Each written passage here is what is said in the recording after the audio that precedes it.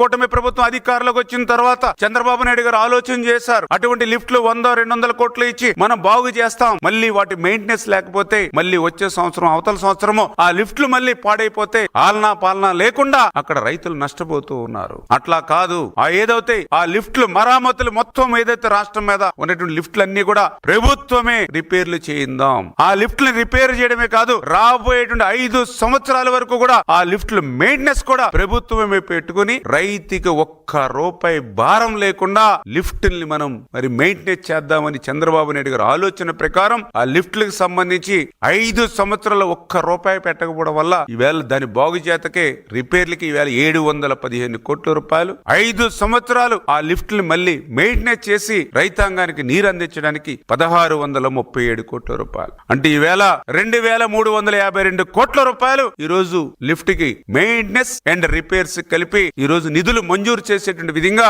ఈవేళ మేము అంచనాలు తయారు చేసి తొందరలోనే అవి కూడా శాంక్షన్ చేసుకుని ఆ లిఫ్ట్ ఇరిగేషన్ కూడా మళ్ళీ పునరుద్ధరించేటువంటి ప్రక్రియకు ఈ రోజు ఈ కూటమి ప్రభుత్వం పనిచేస్తున్నటువంటి పరిస్థితి.